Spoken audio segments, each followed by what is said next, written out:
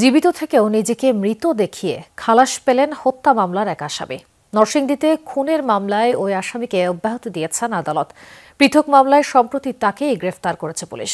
মৃত আসামির জীবিত হয়ে ওঠার ঘটনায় হতবাক আইনজীবী ও স্থানীয়রা। অনুসন্ধানে দেখা গেছে আদালত থেকে শ্যামলের নথিপত্র গায়েব। স্যান্ডেলিনা সো রূপচর্চায় আভিজাত্য।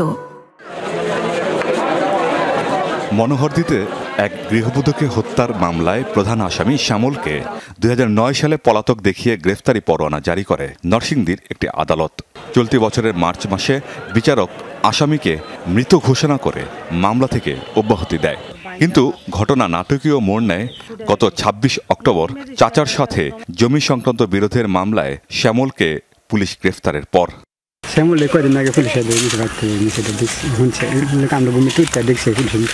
ওনার বাড়ি থেকে রিপোর্ট দিছে যে উনি মৃত। তো এটা কোর্ট জাস্টিফাই করতে 24 সালে আইসা তারপর এটা করছে যে তিনি যখন মৃত তখন 24 সালে ওনাকে খালাস দিয়ে দিচ্ছে। জীবিত আসামিকে মৃত দেখিয়ে হত্যা মামলা থেকে রেহাই হওয়ার ঘটনায় হতবাক সবাই। অভিযোগ উঠেছে ছেলের ডেথ সার্টিফিকেট দিয়ে মামলা থেকে নাম কাটিয়েছেন বাবা মা।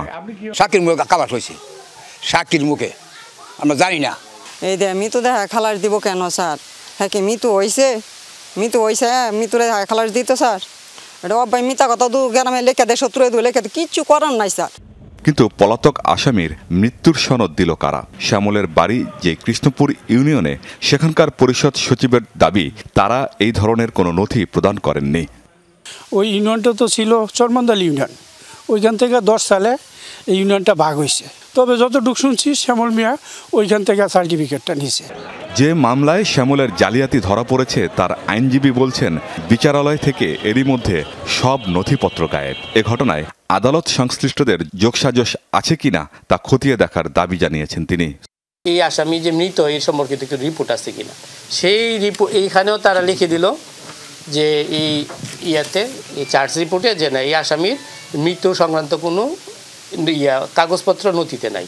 যে এরকম এত বড় একটা ব্যাপার কিভাবে হাইড করা হলো, কোর্টে কারা কারা এটার সাথে জড়িত, এবং একটা যে এই মানুষগুলো যদি এইভাবে এরকম বড় বড় অপরাধীগুলো যদি মৃত দেখায় কোর্ট থেকে এত বড় মামলায় যদি সে খালাস নিয়ে যায়, তাহলে তো সে আরও খুন করতে উৎসাহিত হইব। এ বিষয়ে পুলিশ ক্যামেরায় কথা বলতে রাজি হয়নি। তারা জানিয়েছে শ্যামল বিএনপির রাজনীতির সাথে জড়িত। খালাসপ্রাপ্ত মামলাটি ছাড়াও তার বিরুদ্ধে 4টি মামলা চলমান। আমিন বাবু, যমুনা নিউজ।